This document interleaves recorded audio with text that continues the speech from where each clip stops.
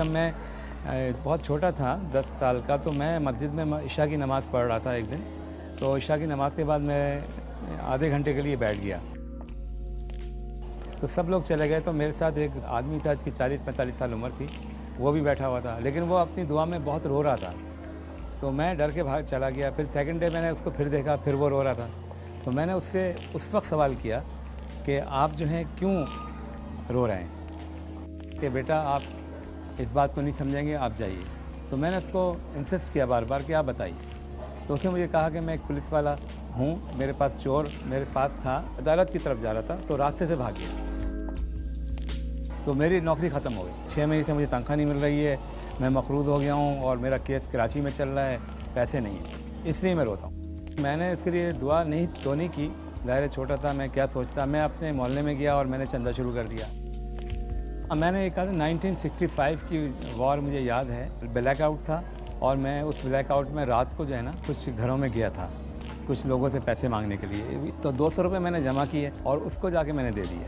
तो वो कराची आया, फिर वापस आया, कहना कि नहीं मैं केस अभी दोबारा मुझे जाना पड़ेगा, मुझे 400 रुपये चाहिए। वकील ने शहद की बोतल मंगवाई है, असली घी मंगवाया है। तो फिर मैंने 400 रुपये के लिए फिर घर घर गया, पैसे जमा किए। जब फिर दोबारा वो जीत कर आया केस, तो बहुत खुश था और कहना नौकरी मेरी बहाल हो गई है और मुझे वो तमाम पैसे मिल जाएंगे जो मेरे रुके हुए थे।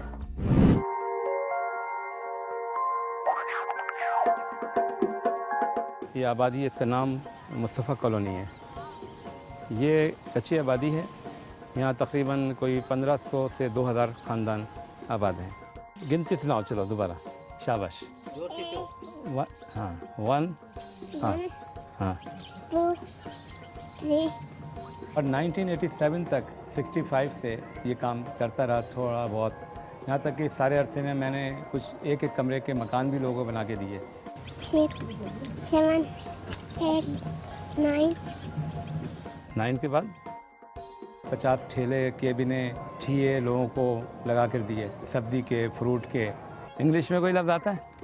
कोई भी लफ्ज़? बुक, BOO के बुक, ये भी नहीं, CAT कैट है नहीं आता। लेकिन मैं ये देख रहा था कि इसका कोई फ़ायदा नहीं नज़र आ रहा। लोग ठीक हो रहे हैं, फिर उसी तरह ज़िंदगी गुजार रहे हैं। इसलिए मैं परेशान हो गया। 2 महीने मैंने कोई काम नहीं किया। इसलिए मैंने कहा मैं अपनी नॉर्मल लाइफ गुजारूं। मैं फिर यहाँ पर रैकेट एंड कॉलमैन में जाके मैंने इंटरव्यू भी दिया और वहाँ पे मुझे फिर उन्होंने रख भी लिया, लेकिन फिर भी मेरा इरादा नहीं हुआ जॉब करने का। फिर एकदम रात को ख्याल आया कि मैं इनके बच्चों को पढ़ाना शुरू करूँ।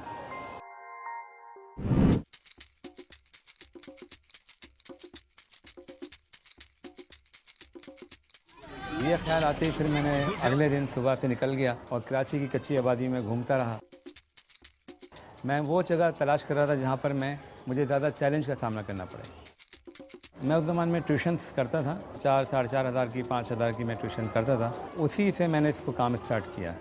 काम इस तरह स्टार्ट किया कि एक बोर्ड मैंने लकड़ी का बनवाया और उस बोर्ड को मैंने वहाँ लटका के जहाँ यहाँ कचरा फेंकता था और वहीं से मैंने बच्चों को पढ़ाना शुरू किया।